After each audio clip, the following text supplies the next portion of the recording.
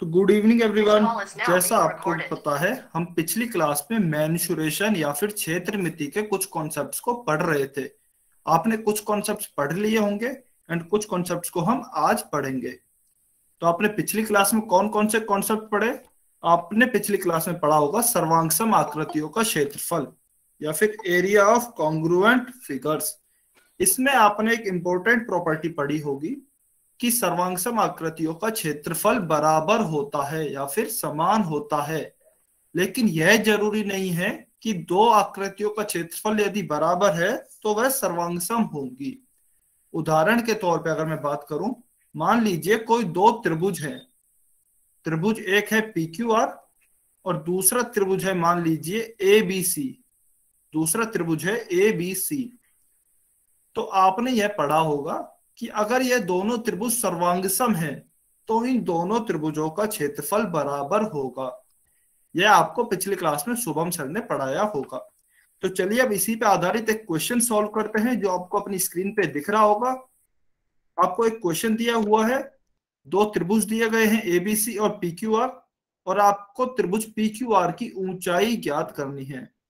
You have to find the height of triangle P Q R. सभी बच्चों को पोल section में आंसर करना है, कोई भी बच्चा कमेंट में आंसर नहीं करेगा। कोई भी बच्चा कमेंट में आंसर नहीं करेगा, सभी बच्चों को पोल सेक्शन में आंसर करना है। पिछली क्लास में आपने जो कॉन्सेप्ट पढ़ा उसी पर आधारित क्वेश्चन है। आपको दो ट्राइंगल दिए गए हैं, triangle ABC and triangle PQR, और आपको यह दिया गया है कि दोनों ही त्रिभुज सर्वांगसम है या फिर कॉन्ग्रुएंट है।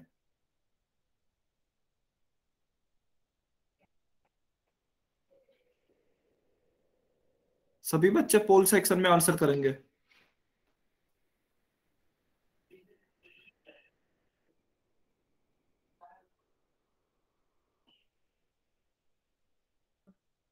वेरी गुड, काफी बच्चों के आंसर आ रहे हैं, बहुत अच्छी बात है। अटेम्प्ट सभी बच्चों को करना है। देखिए, अटेम्प्ट सभी बच्चे करेंगे। ट्राई कीजिए आपका क्वेश्चन सही सॉल्व हो। अगर गलत भी हो रहा है तो कोई प्रॉब्लम नहीं है, लेकिन सॉल्व सभी बच्चों को करना है।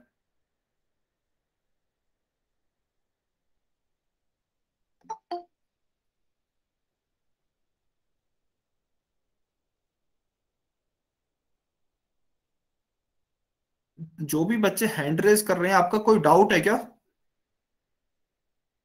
अच्छा, आपको देखिए कमेंट में नहीं करना है। जब तक कि आप कमेंट आपको नहीं करना, अभी मैं कमेंट बंद कर रहा हूं। अगर आपका कोई आपको अभी क्वेश्चन सॉल्व करना है, अगर आपका कोई डाउट है तो आप हैंड रेज कर सकते हैं।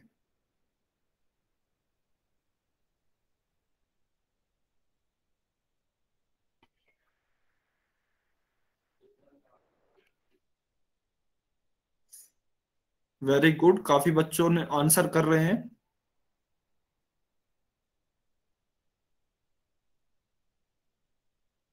बहुत ही अच्छी बात है, काफी बच्चों के आंसर आ रहे हैं।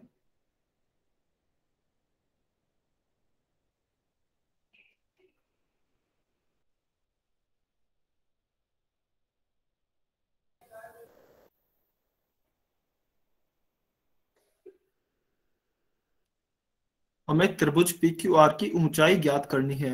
We have to find the height of triangle P Q are.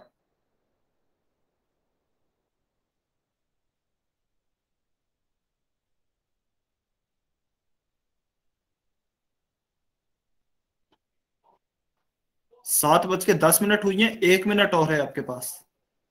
1 minute और है, 1 मिनट में हम इसे सॉल्व करेंगे। तो अगर किसी बच्चे ने आंसर नहीं किया है तो सभी बच्चे आंसर करेंगे।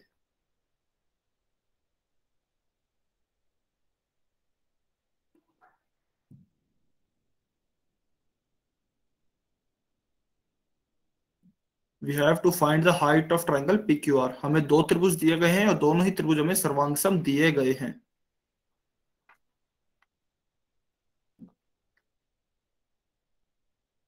30 सेकेंड, 30 सेकेंड और है आपके पास। 30 सेकेंड में हम इसे सॉल्व करेंगे।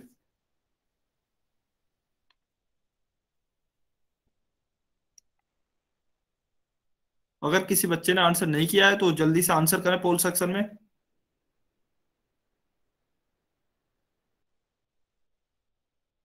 20 सेकेंड और बचे हैं, 20 सेकेंड। सर इंग्लिश में बता दो, हिंदी में समझ में नहीं आ रहा। ओके, हमें क्या दिया हुआ है क्वेश्चन में? हमें दो ट्राइंगल्स गिवन है, triangle ABC and triangle PQR. दोनों ही ट्राइंगल हमें कॉन्ग्रुएंट दिए गए हैं and we have to find the height of triangle PQR. Question आपको दिया हुआ है, आपको अपनी स्क्रीन पे दिख रहा होगा, वह आपको सॉल्व करना है। जल्दी से सॉल्व करेंगे सभी बच्चे।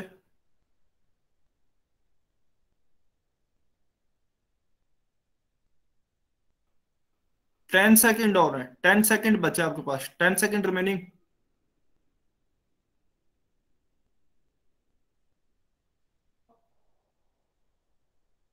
5 सेकेंड।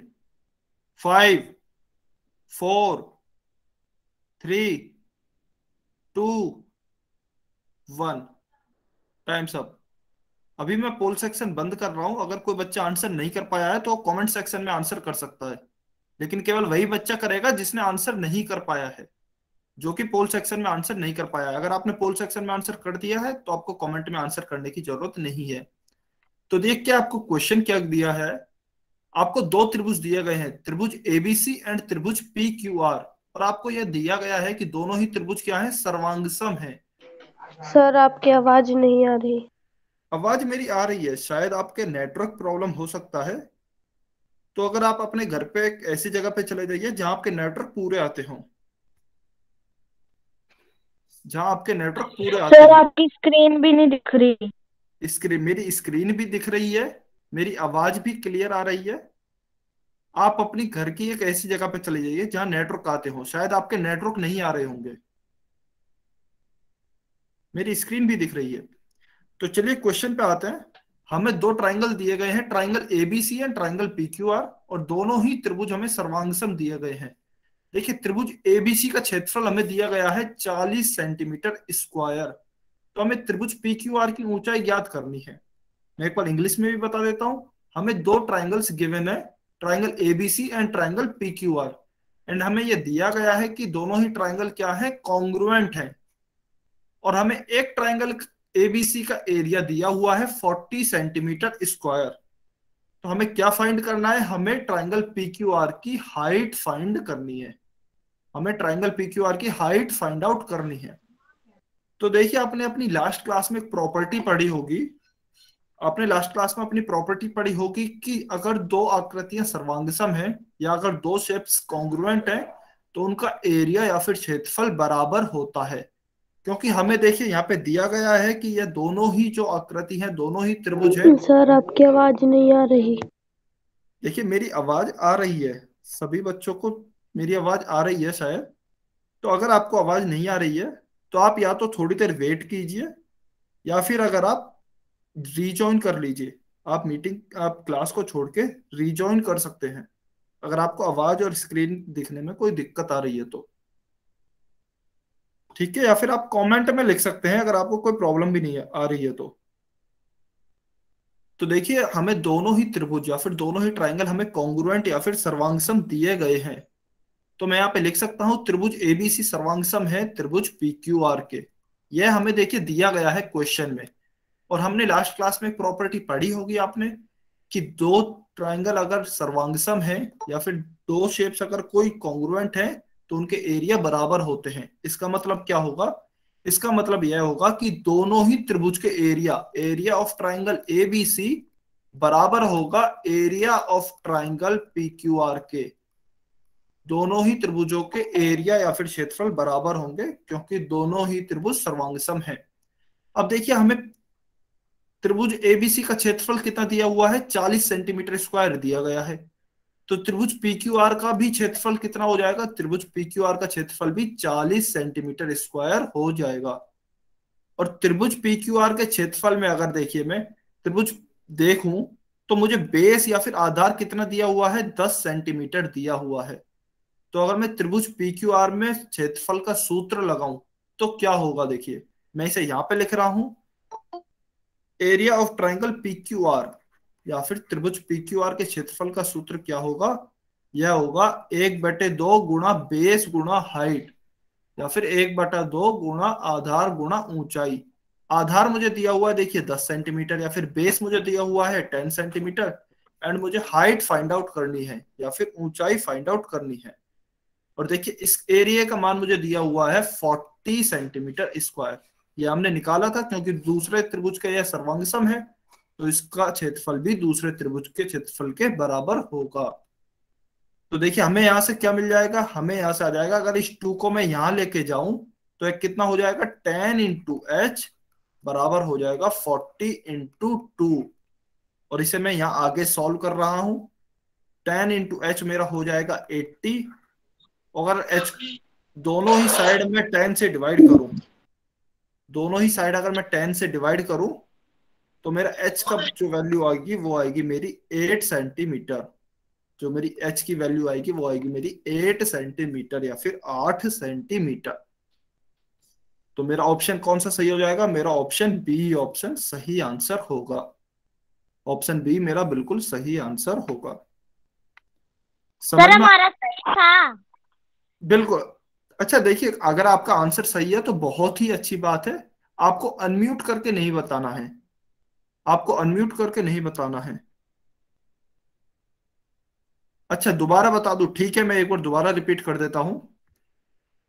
देखिए ये हमने कैसे सॉल्व किया, हमने क्या कंसेप्ट यूज किया, मैं वही बता देता हूं। हमें दिया गया था कि दो त्रिभुज दिए गए हैं हमें। एक त्रिभुज दिया गया है एबीसी और दूसरा त्रिभुज दिया गया है हमें त्रिभुज पीक्यूआर। दूसरा त्रिभुज हमें दिया गया है त्रिभुज पीक्यूआर। हमें एक त्रिभुज का क्षेत्रफल दिया गया है और दूसरे त्रिभुज की हमें ऊंचाई ज्ञात करनी है या फिर हाइट ज्ञात करनी है। तो देखिए आपने पिछली क्लास में एक प्रॉपर्टी पढ़ी होगी कि अगर दो त्रिभुज सर्वांग हैं तो दोनों त्रिभुज के क्षेत्रफल बराबर होते हैं। तो अगर हमें त्रिभुज एबीसी और पीक्यूआर सर्वांग दिए गए हैं तो त्रिभुज एबीसी के क्षेत्रफल के बराबर ही होगा हमारा त्रिभुज पीक्यूआर का क्षेत्रफल। त्रिभुज एबीसी के क्षेत्रफल के बराबर होगा त्रिभुज पीक्यूआर का क्षेत्रफल।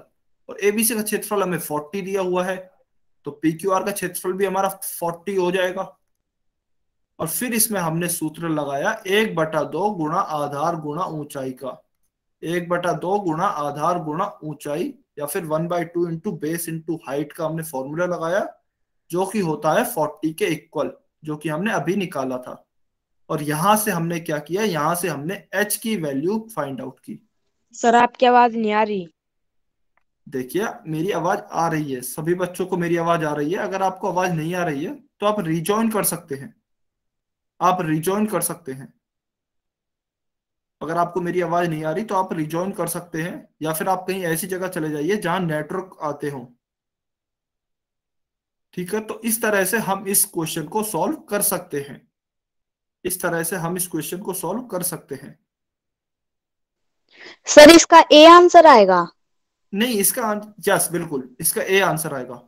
ऑप्शन ए इसका सही होगा, क्योंकि एच हमारा कितना आया है 8 सेंटीमीटर, तो ऑप्शन ए हमारा सही आंसर होगा। आप इसका स्क्रीनशॉट ले सकते हैं, ऑप्शन ए इसका सही आंसर है। तो चलिए हम आज के कॉन्सेप्ट पे चलते हैं। आज का हमारा जो कॉन्सेप्ट है वह है हमारा सॉलिड फिगर्स, 3D शेप्स, या फिर जिन्हें हिंदी में क्या कहते हैं, त्रिविमीय आकृतियां या फिर 3 डायमेंशनल शेप्स।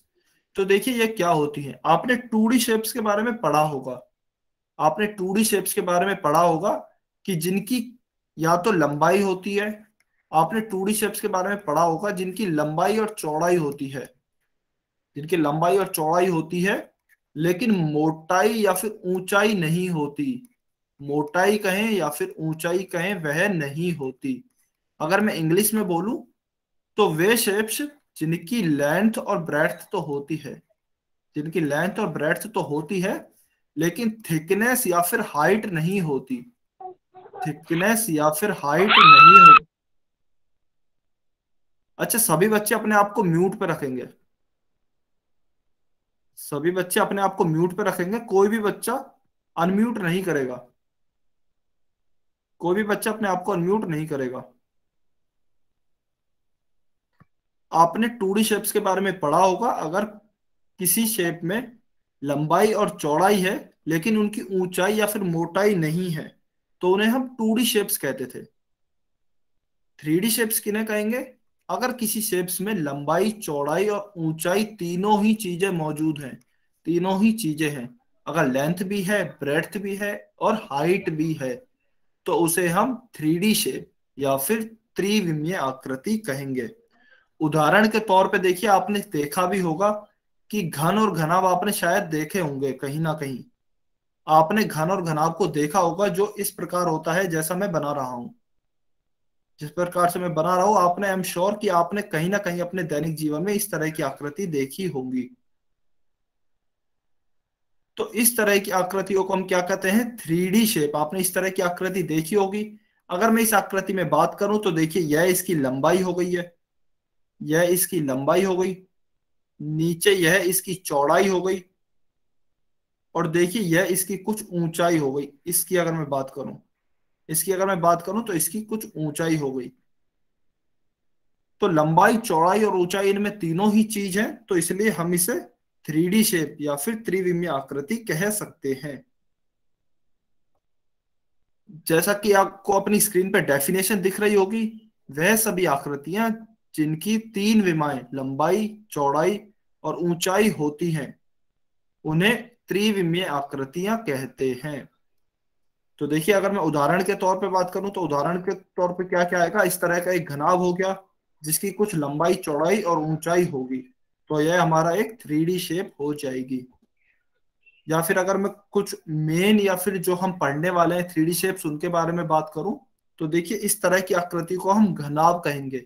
यह सब हम आगे डिटेल्स में पढ़ेंगे।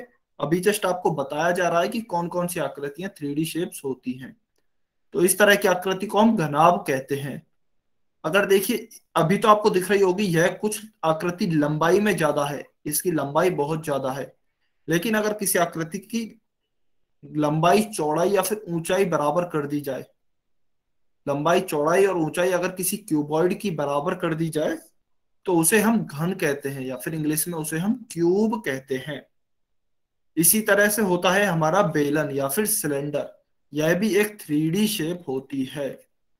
और जो हमारा लास्ट होता है वह होता है शंकु, या फिर जिसे हम कोन भी कहते हैं। तो यह भी हमारी 3D शेप ही होती है।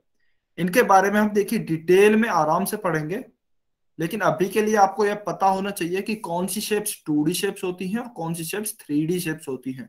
2D शेप्स आप ऑलरेडी पढ़ चुके हैं। तो इस तरह की आकृति, इस तरह की शेप्स जिनमें हाइट, लेंथ और ब्रेड्थ, लंबाई, चौड़ाई और ऊंचाई तीनों ही होती हैं, वह आपकी 3D शेप्स कहलाती हैं। तो आपको जो अपनी स्क्रीन पे दिख रही हैं, ये इन 3D शेप्स के बारे में हम मेजरली इस चैप्टर में पढ़ेंगे। अब देखिए, हम दैनिक जीवन से या फिर अपनी डेली लाइफ के जो एग्जाम्पल हैं, उनमें हम क्या क्या देख सकते हैं। जैसे कि आपकी एक बॉल हो गई, जैसे कि आपकी एक बॉल हो गई, तो वह एक 3D शेप की होती है। वह 3D शेप या फिर त्रिविमीय आकृति की होती है। अब आप बोलोगे कि सर इसकी लंबाई, चौड़ाई और ऊंचाई तो कहाँ है? देखिए, इसमें बॉल में या फिर जो गोलाकार चीजें होती हैं, उनमें हम लंबाई, चौड़ाई और ऊंचाई को इस क्लियरली स्पेसिफाई नहीं कर सकते। लेकिन आप 3D चीजों को इस तरह भी समझ सकते हैं कि जिन्हें हम एक समतल या फिर प्लेन पर नहीं बना सकते हैं, समतल या फिर प्लेन पर नहीं बना सकते हैं। अगर मैं एक बॉल को अपने हथेली पे या फिर किसी समतल जगह पे रखूंगा, तो उसकी कुछ एक ऊंचाई निकल कर आएगी, उसकी कुछ एक ऊंचाई निकल कर आएगी। मतलब उसे मैं समतल पर नहीं रख सकता हूं या फिर समतल पर नहीं बना सकता हूं। तो इस तरह की आकृति 3D आकृति या फिर 3D शेप कहलाएगी। सेम इसी तरीके से आपने यह देखा होगा, आपने इसके साथ खेला भी होगा, तो यह भी एक घन या फिर क्यूब का एग्जांपल है जो कि 3D होता है, जिसकी कुछ लंबाई होती है, कुछ चौड़ाई होती है या फिर ब्रेड्थ होती है, और कुछ इसकी ऊंचाई होती है। तो यह भी हमारी 3D शेप होती है जो कि हम डेली लाइफ में देखते हैं। इसी तरह से आपने ये बकेट या फिर बाल्टी देखी होगी, वह भी हमारी 3D होती है। और आप अभी जिस बुक में या फिर जिस नोटबुक में लिख रहे हैं, वह पूरी नोटबुक भी एक 3D शेप का एग्जाम्पल है। 3D शेप का एग्जाम्पल क्यों है? क्योंकि देखिए, आपकी उसकी कुछ थिकनेस भी होगी, उसकी लंबाई और चौड़ाई तो है ही नोटबुक की, लेकिन उसकी कुछ एक मोटाई भी होगी या फिर थिकनेस भी होगी। तो इसीलिए वह एक 3D शेप का एग्जाम्पल है। सभी को समझ में आया कि 3D शेप क्या होती है? सभी को समझ में आया, क्लियर है 3D शेप्स क्या होती हैं? अच्छा, चीनू कुमार के नाम से जो बच्चा है उन्हें समझ में नहीं आया, ठीक है। देखिए 3D शेप क्या होती है, मैं एक बार फिर से रिपीट कर देता हूं। ऐसी आकृतियां या फिर ऐसी शेप्स जिनकी लंबाई, चौड़ाई और ऊंचाई तीनों ही होती हैं, वह हमारी 3D शेप होती हैं। या फिर अगर मैं दूसरी डेफिनेशन में बात करूं, तो ऐसी आकृतियां या फिर ऐसी शेप्स जिन्हें हम समतल जिन्हें हम समतल या फिर एक तल पे, और अगर इंग्लिश में बोलूं, जिन्हें हम एक प्लेन पे नहीं ड्रॉ कर सकते हैं, जिन्हें एक प्लेन पे ड्रॉ नहीं कर सकते हैं, तो वह हमारी 3D शेप होती है। कोई भी चीज, मान लीजिए अगर ये एक पेन है, जो मेरे हाथ में भी आपको दिख रहा होगा, यह पेन है। अगर मैं इस पेन को देखिए अपने हथेली पे या फिर एक प्लेन पे रखूं, तो इसकी आपको कुछ एक ऊंचाई भी दिख रही होगी, इसकी आपको कुछ एक ऊंचाई भी दिख रही होगी। तो मैं इसे अपने एक प्लेन पे फिक्स नहीं कर सकता हूं, इसे मैं एक प्लेन पे ड्रॉ भी नहीं कर सकता हूं, क्योंकि इसकी एक मोटाई है या फिर ऊंचाई कह लीजिए। तो इस तरह की जो शेप्स होती हैं वह 3D शेप्स होती हैं। जनरली हमारे जो डेली लाइफ में सभी चीजें होती हैं वह 3D ही होती हैं, ज्यादातर चीजें हमारी 3D ही होती हैं। लेकिन अगर मैं गणित के पॉइंट ऑफ व्यू से बात करूं, अगर मैं गणित के हिसाब से बात करूं, तो गणित में आपको कौन कौन सी चीजें पढ़ने को मिलेंगी जो 3D हैं? तो वह होंगी आपकी, एक तो क्यूबॉइड होगा जिसे हम हिंदी में घनाभ कहते हैं, एक आपका घन होगा जिसे हम क्यूब कहते हैं, एक आपका बेलन होगा जिसे हम सिलेंडर कहते हैं, और एक आपका शंकु या फिर कौन होगा। ठीक है, डेली लाइफ की सभी चीजें हमारी 3D होती हैं, क्योंकि देखिए ऐसी बहुत ही कम चीज होंगी जिसकी मोटाई थिकनेस नहीं हो, जिसकी मोटाई या थिकनेस नहीं हो। जनरली हर चीज की मोटाई या फिर थिकनेस होती ही है, तो वह सभी हमारी 3D शेप होंगी। चलिए, अब आपको इसी से जुड़ा एक क्वेश्चन करना है, आपको अपनी स्क्रीन पे दिख रहा होगा। नोटबुक का पेज, अच्छा देखिए, हाँ ये अच्छा क्वेश्चन है। अगर आप बात करें, दो चीजों की हम बात करते हैं, एक तो होता है हमारी पूरी नोटबुक जो है हमें दी हुई है, और एक हम बात करते हैं नोटबुक के पेज की। एक हम बात करते हैं नोटबुक के पेज की। तो अगर आप नोटबुक के पेज को देखोगे, तो नोटबुक के पेज की देखिए कुछ तो लंबाई है या फिर लेंथ है, और कुछ उसकी ब्रेड्थ है या फिर चौड़ाई भी है। लेकिन अगर आप बात करोगे कि उसकी मोटाई बहुत कम है, उसकी मोटाई या फिर उसकी थिकनेस जो है वह बहुत ही ज्यादा कम है, तो उसे हम 2D मान सकते हैं। उसे हम 2D मान सकते हैं, क्यों? क्योंकि उसकी मोटाई कुछ नहीं होती है पेज की, बहुत ही कम होती है, तो उसे हम ना के बराबर मान सकते हैं। इसलिए हम कह सकते हैं कि जो पेपर होता है, पेज या फिर आप पेपर कह लीजिए, वह हमारा क्या होता है, वह हमारा लगभग लगभग 2D होता है, वह हमारा 2D होता है। लेकिन अगर मैं पूरी नोटबुक की बात करूं, तो देखिए नोटबुक की आपकी एक मोटाई होती है या फिर एक थिकनेस होती है।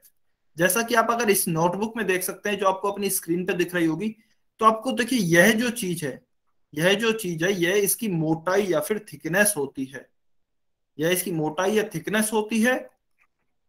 तो इसे हम 2D नहीं कह सकते, यह हमारी क्या हो जाएगी, यह हमारी हो जाएगी 3D। यह हमारी हो जाएगी 3D, क्योंकि इसकी कुछ मोटाई है। ठीक है, अभी आपको क्लियर है? जिस भी बच्चे ने ये डाउट पूछा था कि सर नोटबुक क्या होती है, नोटबुक और नोटबुक के पेज के बारे में जिस बच्चे ने डाउट पूछा था, ठीक है, वेरी गुड। तो अब हम इसी से जुड़ा एक क्वेश्चन करेंगे, आपको अपनी क्वेश्चन अपनी स्क्रीन पे दिख रहा होगा। सभी बच्चों को पोल सेक्शन में इसका आंसर करना है। आपको बताना है कि कौन सी आकृति, कौन सी शेप एक 3D शेप है। Which of the following shape is 3D shape?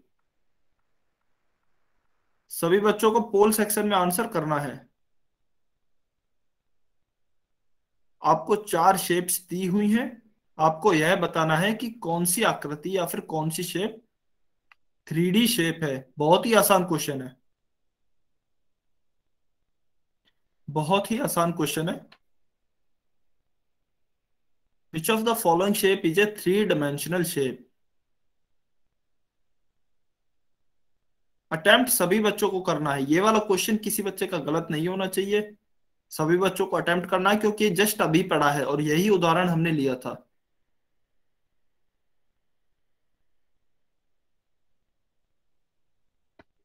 सभी बच्चों को पोल सेक्शन में आंसर करना है, कोई भी बच्चा कमेंट में आंसर नहीं करेगा। कमेंट सेक्शन मैंने अभी के लिए बंद कर दिया है, सभी बच्चों को पोल सेक्शन में आंसर करना है।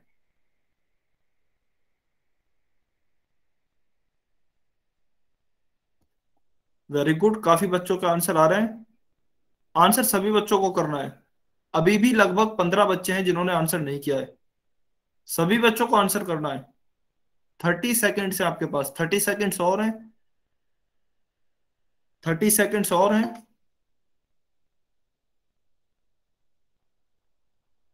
जल्दी से सॉल्व कीजिए, 30 सेकेंड्स और हैं आपके पास।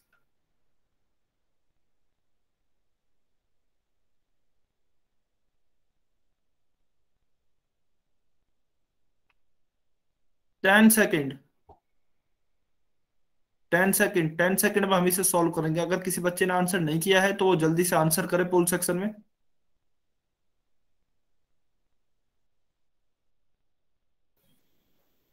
5 सेकेंड, 5, 4, 3, 2, 1, टाइम्स अप। अभी मैंने पोल सेक्शन बंद कर दिया है। अगर कोई बच्चे ने आंसर नहीं कर पाया तो कमेंट सेक्शन में आंसर कर सकता है, लेकिन केवल वही बच्चा करेगा जो कि आंसर नहीं कर पाया है पोल सेक्शन में। तो देखिए, हमसे पूछा गया है कि कौन सी आकृति एक त्रिविमीय या फिर एक 3D शेप है। तो यह तो देखिए हमने अभी पढ़ा था, यह आपने जब 2D शेप पढ़ी होंगी, जब आपने इसके बारे में पढ़ा होगा। यह हमारा क्या है, यह हमारा एक रेक्टेंगल है, रेक्टेंगल कह लीजिए। या फिर अभी क्योंकि इसमें 90 डिग्री नहीं है, हमें 90 डिग्री का एंगल नहीं दिया गया है, तो बेटर होगा हम इसे अभी क्वाड्रिलेटरल ही बोलें, क्वाड्रिलेटरल या फिर चतुर्भुज ही कहें। हमें यह एक चतुर्भुज दिया गया है। और आपने 2D शेप्स में पढ़ा होगा कि चतुर्भुज क्या होता है, चतुर्भुज 2D होता है, क्योंकि इसकी लंबाई होती है, चौड़ाई होती है, लेकिन कुछ थिकनेस नहीं होती, कुछ थिकनेस मोटाई नहीं होती, इसलिए यह 2D होता है।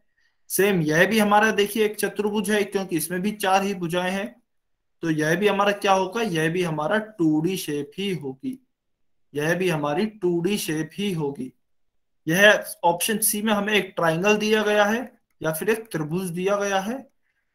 इसके बारे में भी आपने पढ़ा होगा 2D शेप्स में कि त्रिभुज भी हमारी 2D शेप होती है, क्योंकि इसकी भी कुछ थिकनेस नहीं होती या फिर इसकी भी कोई मोटाई नहीं होती है। तो यह भी हमारा 2D शेप होगा। अभी हम आते हैं ऑप्शन डी पे। अगर ऑप्शन डी पे आप देखोगे तो देखिए यह इस शेप की लंबाई हो गई या फिर लेंथ हो गई है। अगर मैं बात करूं, यह इस शेप की ब्रेड्थ हो गई है, ब्रेड्थ बोल ले या फिर चौड़ाई बोल ले हिंदी में। और यह इस त्रिभुज की ऊंचाई हो गई है, सॉरी त्रिभुज नहीं, यह इस आकृति की ऊंचाई या फिर हाइट हो गई है, या फिर हम कह सकते हैं मोटाई और थिकनेस, मोटाई और थिकनेस भी बोल सकते हैं।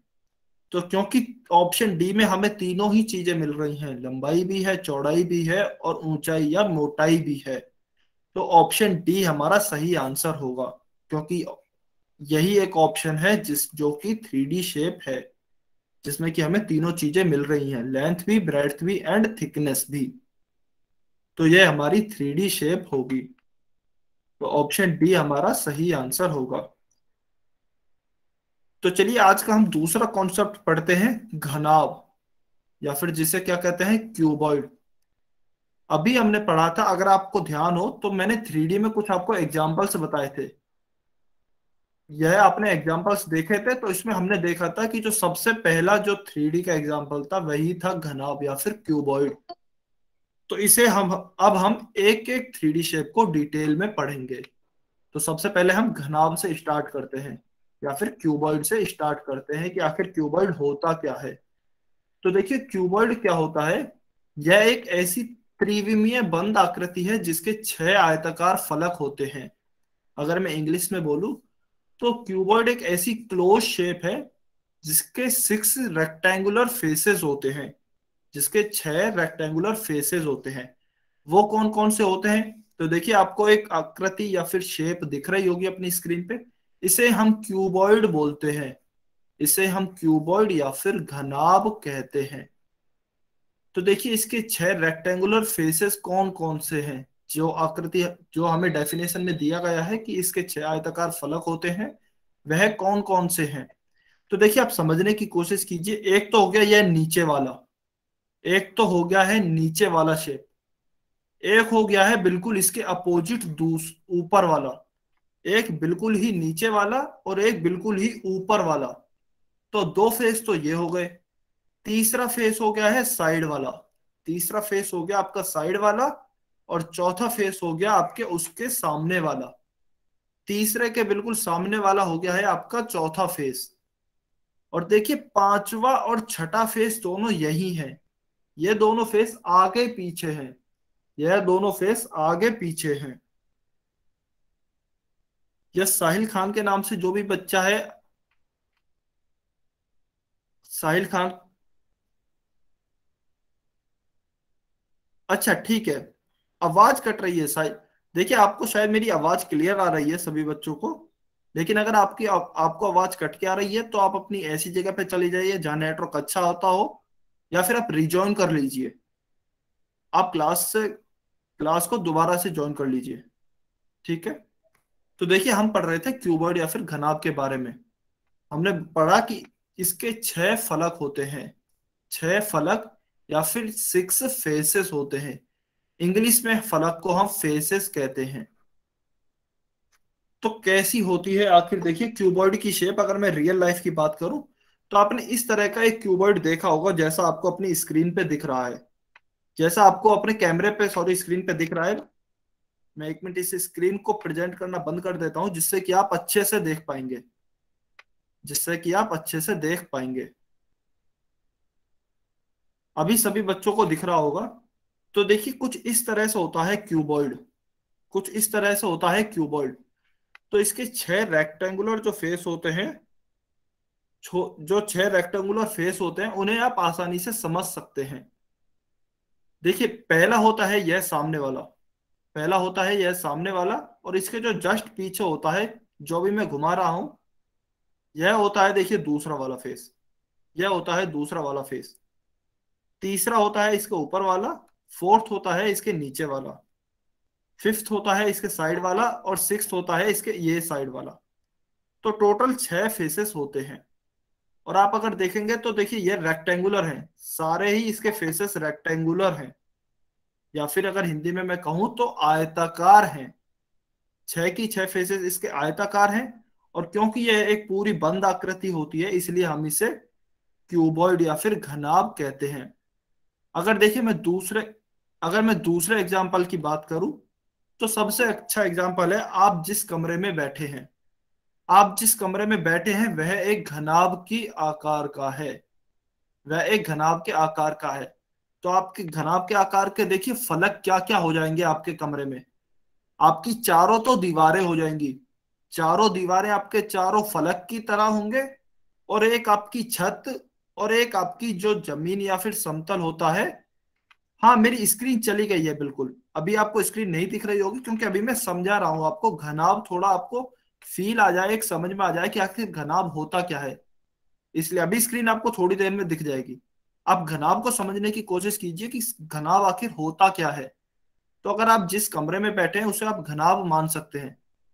देखिए घनाभ की चारों दीवारें जो होंगी वो घनाभ के 4 फलक हो गए, और जो फिफ्थ और सिक्स्थ या फिर पांचवा और जो छठा फलक होगा वह आपकी छत और आपकी जमीन होगी। तो इस तरह से आप घनाभ को इमेजिन कर सकते हैं या फिर घनाभ को सोच सकते हैं। अभी आपको मेरी स्क्रीन दिख रही होगी। तो आप इस पूरे डब्बे को, आपको यह जो पूरा डिब्बा दिख रहा है, इसे आप अपने कमरा मान के चलिए, इसे पूरा कमरा मान के चलिए। तो देखिए मैं कमरे की सबसे पहले दीवारें मार्क कर रहा हूं। पहली दीवार आपकी यह हो गई, दूसरी आपकी यह हो गई, तीसरी देखिए यह आगे वाली है, और चौथी इसके पीछे वाली है, यह आगे और पीछे की दीवारें हैं, और पांचवा आपकी छत हो गई, और छठा आपकी जमीन या फिर समतल हो गया जिस पे आप बैठे होंगे। तो कुल मिला के घनाभ के 6 फलक या फिर 6 फेसेस होते हैं। और अगर आप ध्यान से देखोगे तो 6 की 6 ही फलक आयताकार या फिर रेक्टेंगुलर हैं। आप देख भी सकते हैं अपने कमरे की दीवारें आपकी रेक्टेंगुलर ही होंगी। तो उसे आप घनाभ को इस तरह से सोच सकते हैं। और क्या क्या चीजें होती हैं, तो और हम आइए अब घनाभ की प्रॉपर्टी के बारे में पढ़ते हैं। देखिए घनाभ, किसी बच्चे ने हैंड रेज किया है, आपका कोई डाउट है क्या? अगर आपको कोई डाउट है तो आप अनम्यूट करके पूछ सकते हैं। ठीक है, अगर कोई डाउट नहीं है तो चलिए हम आगे चलते हैं। देखिए, क्योंकि अभी हमने पढ़ा कि घनाभ या फिर क्यूबॉइड के 6 फलक होते हैं या फिर 6 फेसेस होते हैं, तो क्योंकि इसके देखिए 6 फेसेस हैं, इसलिए इसे हम बहुफलक भी कहते हैं। बहुफलक भी कहते हैं, ऐसी शेप्स को हम बहुफलक भी कहते हैं। आपको जस्ट याद रखना है, यह इतना इंपॉर्टेंट नहीं है, फिर भी अगर आपके याद रहे तो अच्छी बात है, क्योंकि इसके देखिए 2 या 2 से ज्यादा फलक हैं, इसलिए इसे बहुफलक भी कहते हैं। और क्या क्या होता है देखिए घनाभ में, तो सबसे पहले हम फलक की डेफिनेशन पे आते हैं। जो भी ये घनाभ के क्षेत्र होते हैं, घनाभ के जो भी क्षेत्र होते हैं, देखिए एक क्षेत्र को मैं रेड कलर से हाईलाइट कर रहा हूं। एक क्षेत्र को मैं एक दीवार की तरह मान सकते हैं आप, जैसा कि मैंने पहले भी बताया, एक फलक को आप एक दीवार की तरह मान सकते हैं। तो इस पूरे को, जो कि रेड कलर से हाईलाइट है, इस पूरे को हम एक फलक बोलेंगे। इस पूरे को हम एक फलक बोलेंगे।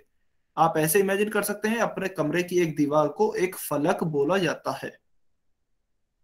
फलक के अलावा हमारे पास होते हैं किनारे या फिर एजेस।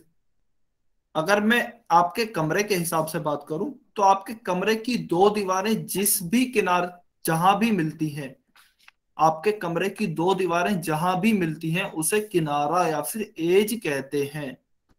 अगर मैं घनाभ के पॉइंट ऑफ व्यू से बात करूं, तो 2 फलक आपस में जहां भी मिलते हैं, 2 फलक आपस में देखिए जहां भी मिलते हैं वह किनारा होता है। अब अगर आप ध्यान से देखेंगे, तो 2 फलक आपस में एक रेखा खंड पे मिलते हैं। 2 फलक आपस में एक रेखा खंड पे मिलते हैं, तो उन्हें हम क्या कहेंगे? उन्हें हम किनारा कहेंगे। उदाहरण के तौर पे देखिए, अगर मैं 2 फलक को मार्क करूं, पहला फलक मैं लेता हूं रेड कलर से, पहले फलक को मैं रेड कलर से मार्क कर रहा हूं, एक फलक मेरा यह हो गया है, और दूसरे फलक को मैं ग्रीन कलर से मार्क कर रहा हूं। दूसरे फलक को मैं देखिए ग्रीन कलर से मार्क कर रहा हूं। तो ये दोनों फलक या फिर ये दोनों फेजेस जहां भी आपस में एक दूसरे से मिलते हैं, जहां भी आपस में एक दूसरे से मिलते हैं, उससे एज या फिर किनारा कहते हैं। यह दोनों आपस में देखिए यहां मिल रहे हैं, जो कि मैंने ब्लू से हाईलाइट की है। यह दोनों आपस में यहां मिल रहे हैं, तो इसे हम क्या कहेंगे? इसे हम किनारा या फिर एजेस कहेंगे। यस। अगर मैं देखिए क्यूब, अगर मैं इस क्यूब की बात करूं, तो देखिए एक फेस इसका यह हो गया है ऊपर वाला, एक फेस इसका यह हो गया है। तो आपको जो यह चीज दिख रही है सामने, यह चीज आपको जो सामने दिख रही है, इसे किनारा या फिर एजेस कहते हैं। इसे किनारा या फिर एजेस कहते हैं। और तीसरी चीज क्या होती है? तीसरी चीज हो, देखिए इस चित्र में अगर आप देखें, तो आपको सारे किनारे दर्शाए गए हैं। इस चित्र में आपको सारे किनारे दर्शाए गए हैं। रेड कलर से जो भी मार्क किया गया है वह सभी क्या है? वह सभी आपके किनारे हैं। एक घनाभ में टोटल 12 किनारे होते हैं, टोटल 12 एजेस होती है। फलक या फेसेस कितने होते थे? फेसेस होते थे हमारे 6, जो कि हमें डेफिनेशन में ही पता था। एजेस या फिर किनारे कितने होते हैं? टोटल 12 एजेस या फिर किनारे होते हैं।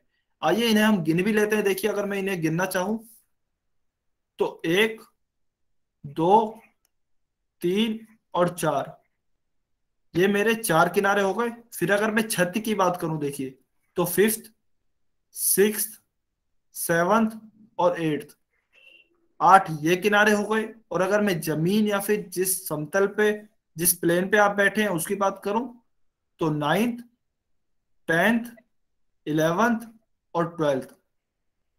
तो टोटल 12 एजेस या फिर 12 किनारे होते हैं। इसके बाद आता है हमारे वर्टेक्स या फिर शीट्स।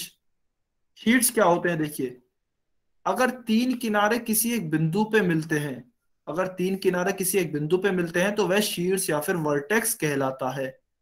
अभी मान लीजिए उदाहरण के तौर पे, मैं मैं यह किनारा लेता हूं जो मैंने ब्लू से हाईलाइट किया है, एक मैं यह किनारा लेता हूं, एक मैं इस किनारे को लेता हूं जो मैंने ग्रीन से हाईलाइट किया है, और एक मैं इस किनारे को लेता हूं जो मैंने येलो से हाईलाइट किया है या फिर पीले कलर से हाईलाइट किया है। तो अगर आप इन तीनों ही किनारों को या फिर तीनों ही एजेस को देखोगे तो उनमें एक पॉइंट कॉमन है, यह वाला पॉइंट। तो यही यह डेफिनेशन भी बता रही है कि तीन किनारे अगर किसी बिंदु पे मिलते हैं तो वह शीर्ष या फिर वर्टेक्स कहलाता है। तो यह हमारी देखिए एक वर्टेक्स हो गई है, यह हमारी एक वर्टेक्स हो गई है। तो इसी तरह से कितनी वर्टेक्स हो सकती है टोटल, आप इसे इस तरह समझ सकते हैं कि आपके कमरे में कुल कितने कोने हैं, आपके कमरे में कुल कितने कोने हैं। अगर आप देखोगे तो 4 कोने आपकी छत पे हैं, 4 कोने आपकी छत की साइड हैं और 4 ही कोने आपकी जमीन की साइड हैं। तो टोटल एक घनाभ में या फिर एक क्यूबॉइड में 8 वर्टेक्स होती हैं या फिर 8 शीर्ष होते हैं, जो कि आपको अभी अपनी स्क्रीन पे दिख भी रहे होंगे, जो कि यह ब्लू कलर से दर्शाए गए हैं या फिर नीले रंग से दर्शाए गए हैं। बिल्कुल। तो यह देखिए आपको याद रखना है, किसी भी क्यूबॉइड में टोटल 6 फलक होते हैं या फिर 6 फेसेस होते हैं, 12 किनारे होते हैं या फिर 12 एजेस होती हैं और 8 शीर्ष होते हैं या फिर 8 वर्टेक्स होती हैं। तो आपको सभी को यह समझ में आया कि वर्टेक्स क्या होती है, किनारा क्या होता है और फलक क्या होता है। आप इसे आसानी से अपने कमरे के द्वारा समझ सकते हैं, आप अपने कमरे के द्वारा इसे आसानी से समझ सकते हैं। Very good. अगर आपको समझ में आया तो सभी बच्चों को अभी एक क्वेश्चन दिखेगा, आपको पोल सेक्शन में इसका आंसर करना है। सभी बच्चों को पोल सेक्शन में इसका आंसर करना है। बहुत ही आसान क्वेश्चन है, हम ऑलरेडी डिस्कस कर चुके हैं। कमेंट में कोई भी बच्चा आंसर नहीं करेगा, कमेंट में कोई भी बच्चा आंसर नहीं करेगा। यस, अभी आप आंसर कर सकते हैं। क्वेश्चन बहुत ही सिंपल है कि एक घनाभ के कितने शीर्ष होते हैं। How many vertices does a cuboid have. आपको एक क्यूबॉइड गिवन है तो उसमें टोटल कितने शीर्ष होते हैं या फिर कितनी वर्टिसेस होती हैं। बहुत ही आसान क्वेश्चन है, सभी बच्चों को अटेम्प्ट करना है, सभी बच्चों को अटेम्प्ट करना है, सभी बच्चों को क्वेश्चन अटेम्प्ट करना है। बहुत ही आसान क्वेश्चन है। आप अपने कमरे को इमेजिन कर सकते हैं, कमरे को सोच सकते हैं। आपको यह देखना है कि शीर्ष होता क्या है और फिर उन्हें काउंट करना है कि कितने शीर्ष हैं या फिर कितनी वर्टिसेस हैं। वेरी गुड, काफी बच्चों के आंसर आ रहे हैं, बहुत अच्छी बात है।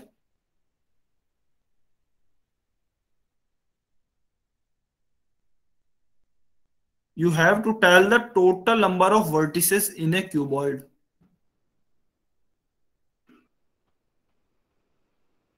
हमें एक घनाभ दिया हुआ है या फिर एक क्यूबॉइड दिया हुआ है एंड हमें उनमें टोटल नंबर ऑफ शीट्स या फिर वर्टिसेस बताना है। जल्दी से आंसर करेंगे, देखिए सभी बच्चे आंसर करेंगे, इसका बहुत ही आसान क्वेश्चन है, ये हमने अभी डिस्कस किया है, बहुत ही आसान क्वेश्चन है। 30 सेकंड और वेट करेंगे, 30 सेकंड में इसे सॉल्व करेंगे। अगर देखिए आपको याद नहीं है शीट्स क्या होता है या फिर वर्टेक्स क्या होती है तो आप अपने नोट्स की हेल्प ले सकते हैं, आप अपने नोट्स की हेल्प ले सकते हैं। 20 सेकंड, 20 सेकंड और है आपके पास, जल्दी से सॉल्व कीजिए।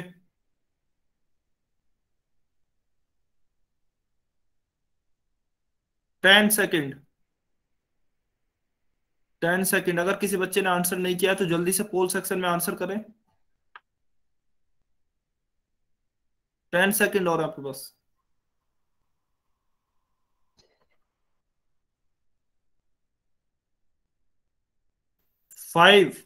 5 सेकंड बचे हैं। 5 4 3 2 1, टाइम्स अप।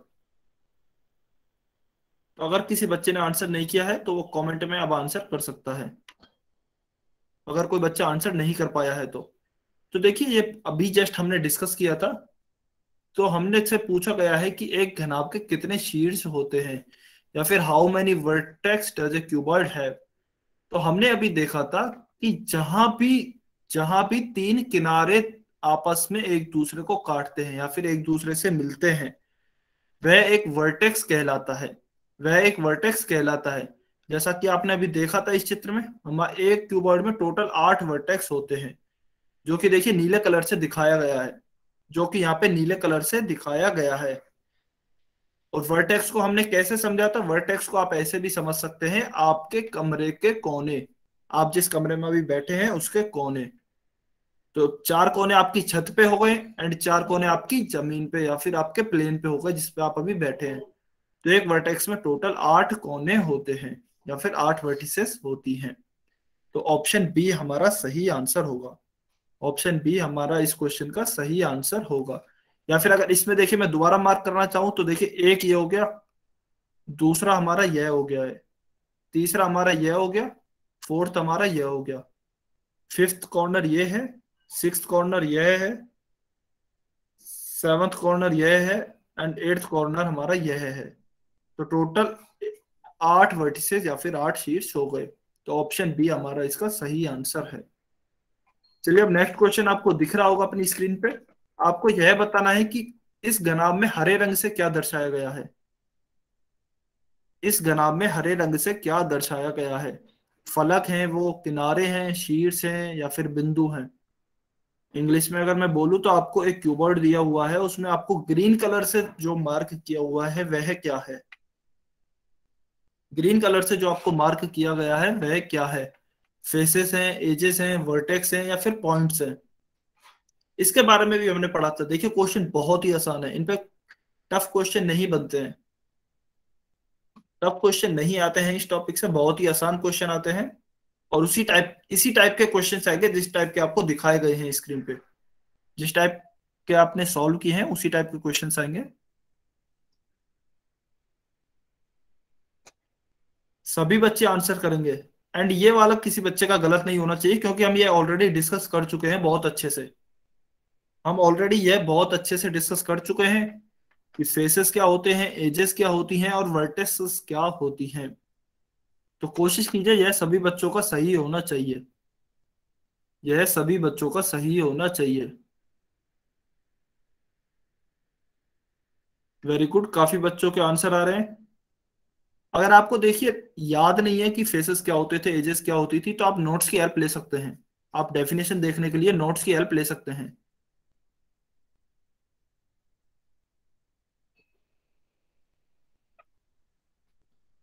सभी बच्चों को आंसर करना है। अभी भी लगभग 16 बच्चे हैं जिन्होंने आंसर नहीं किया है। 15 to 16 बच्चे हैं जिन्होंने आंसर नहीं किया है। सभी बच्चे आंसर करेंगे, सभी बच्चे आंसर करेंगे।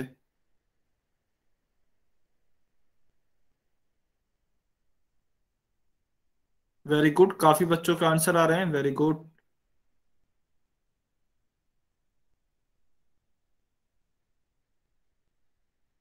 सभी बच्चे आंसर करेंगे। आपको यह बताना है कि इस क्यूबॉइड में ग्रीन कलर से क्या दर्शाया गया है, जो ग्रीन कलर से हाईलाइट है उसे क्या कहते हैं? जो ग्रीन कलर से हाईलाइट है उसे क्या कहते हैं? 30 सेकंड और वेट करेंगे, 30 सेकंड में इसे सॉल्व करेंगे। अभी भी लगभग 9 से 10 बच्चे हैं जिन्होंने आंसर नहीं किया है। सभी बच्चे आंसर करेंगे।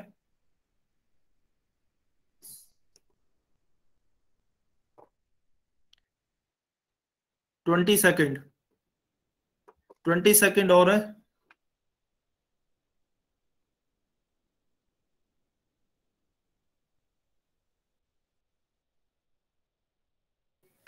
अभी भी 8 से 9 बच्चों ने आंसर नहीं किया है। 10 सेकंड, 10 सेकंड, जल्दी से सभी बच्चे आंसर करें।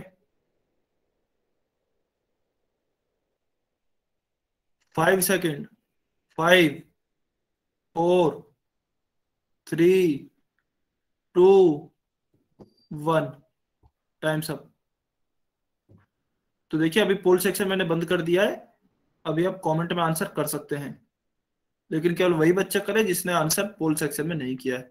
तो देखिए शायद आप में से कुछ बच्चे इस क्वेश्चन में कंफ्यूज हो गए हैं। वो कैसे? कि आपने शायद सोचा है कि जो ग्रीन कलर से पूरा ये हाईलाइट है, यह पूरा जो ग्रीन कलर से हाईलाइट है, यह पूरा आपस में मिलकर क्या बना रहा है? यह पूरा एक फेस बना रहा है यह पूरा आपका एक फेस बना रहा है, तो उन्होंने शायद इसे फेस काउंट कर लिया है। लेकिन देखिए आपको फेस काउंट नहीं करना है, आपसे पूछा गया है कि ग्रीन कलर से क्या हाईलाइट करना है। ग्रीन कलर से क्या हाईलाइट किया गया है, तो ग्रीन से तो आपकी एजेस हाईलाइट की हुई है। फेसेस जो हैं, फेसेस तो आपके ये ऑरेंज कलर से हाईलाइट है। फेसेस या फिर जो फलक हैं वो तो आपके देखिए ये पूरे फलक होता है, यह पूरा एरिया जो मैं ग्रीन लाइन से दिखा रहा हूँ, यह पूरा फलक होता है या फिर पूरा ही फेस होता है। तो यह हमारा ग्रीन से हाईलाइट थोड़ी ना है, यह तो हमारा ऑरेंज से हाईलाइट है। तो अगर आपसे ऑरेंज से पूछा जाता तो आप फेसेस को काउंट करते, लेकिन अभी आपसे पूछा गया है कि ग्रीन कलर से क्या दिखाया गया है, तो ग्रीन कलर से तो आपकी एजेस को दिखाया गया है, एजेस या फिर किनारों को दिखाया गया है। यस, बहुत अच्छी बात है अगर आपका आंसर सही है, लेकिन जिन भी बच्चों का आंसर गलत है तो वो इस चीज को समझेंगे कि ग्रीन कलर से देखिए एजेस हैं, और फेसेस किस कलर से हैं, फेसेस हमारे ऑरेंज कलर से हैं, फेसेस हमारे ऑरेंज कलर से हैं। अभी एजेस क्या होती थी, एजेस को आप ध्यान रखेंगे कि जहां भी दो फेसेस इंटरसेक्ट करते थे, आपस में जहां भी दो फेसेस इंटरसेक्ट करते थे उन्हें हम एजेस बोलते थे। जैसा आपने देखिए इसमें देखा भी होगा, आपने इस वाली स्लाइड में आपने देखा था कि यह जो ग्रीन कलर से और रेड कलर से जहां भी इंटरसेक्ट कर रहे थे, इसे हमने आपस में क्या कहा, इसे हमने क्या कहा था, एज कहा था या फिर किनारा कहा था। तो यही चीज हमें यहाँ पे दिखाई गई थी ग्रीन कलर से, यही चीज हमें यहाँ पे ग्रीन कलर से दिखाई गई है। तो इसका ऑप्शन क्या हो जाएगा, ऑप्शन बी हमारा इसका सही आंसर होगा, एजेस। तो चलिए टाइम भी हो गया, आज की क्लास को हम यही खत्म करते हैं। आज के लिए कोई होमवर्क नहीं है, आज के लिए कोई होमवर्क नहीं है। तो आज का होमवर्क यही होगा कि आपको जो भी पढ़ाया गया है वह आपको रिवाइज करके आना है, वह आपको रिवाइज करके आना है। और अगर